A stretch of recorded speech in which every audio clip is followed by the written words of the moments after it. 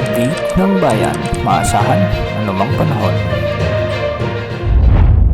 Magandang araw po sa ating lahat. Narito ng pinakahuling update sa magiging lagay ng ating panahon sa araw na ito hanggang sa mga susunod na araw. Sa kasalukuyan ay patuloy na nakakaapekto ang tatlong weather system sa ating bansa, ang shearline, easterlies at ang amihan. Unahin natin ang shearline na kung saan magkakaroon ng maulap na kalangitan, kalat-kalat na pagulan at pagkidlat pagkulog sa buong Bicol Region, Isabela, Quirino, Aurora, sa may Quezon Province, Rizal, Laguna, Oriental Mindoro at Marinduque. Ang mga lugar na ito ay pinapayuhang maging alerto dahil posible ang banta ng mga biglaang pagbaha o pagguho ng lupa, lalo na kung may mga umiiral na katamtaman hanggang sa minsan ay malalakas na pagbuhos ng ulan. Samantala, ang mainit na hangin mula sa karagatang Pasipiko o yung tinatawag nating easterlies ang magdadala ng alinsangang panahon, bahagyang maulap o maulap na kalangitan at kalat-kalat na pagulan at pagkidlat pagkulog sa buong Mindanao, Eastern Visayas at Palawan. Makikita nga natin sa ating satellite animations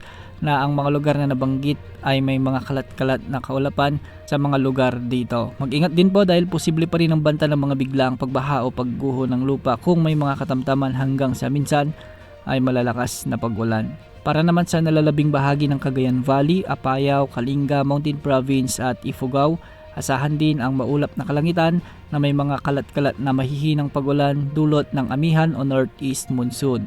Magiging bahagyang maulap hanggang sa maulap naman ang mga kalangitan na may mga tsansa ng mga kalat-kalat na mahihinang pag-ulan sa may Metro Manila, Ilocos Region, nalalabing bahagi ng Cordillera Administrative Region at sa nalalabing bahagi ng Central Luzon, dulot pa rin ng umiiral na amihan o northeast monsoon. Para naman sa nalalabing bahagi ng Luzon at nalalabing bahagi ng Visayas, asahan din ang pag-iral ng easterlies na kung saan magdudulot ito ng maalinsangang panahon, bahagyang maulap hanggang sa maulap na kalangitan, ngunit hindi pa rin inaalis ang tsansa ng mga pag-ulan lalo na sa hapon at gabi na may mga kasamang thunderstorms. Dahil dito, posible ang pag-iral ng mga biglaang pagbaha o pagguho ng lupa, lalo na kung may mga umiiral na severe thunderstorms. Para sa lagay ng mga pag-alon sa ating mga karagatan, ang mga karagatan sa Northern Luzon at sa silangang karagatan ng Central at Southern Luzon, posibleng umabot mula 1.2 hanggang 2.5 meters. Sa nalalabing karagatan ng bansa, posible ang mga pag-alon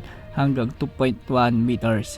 Wala pa rin tayong namomonitor na LPA o bagyo sa loob at labas ng ating area of responsibility at wala tayong nakikitang makakaapekto sa ating bansa hanggang sa susunod na 24 na oras. Yan muna ang latest sa lagay ng panahon. Ito po ang weather update ng bayan, maasahan anumang panahon.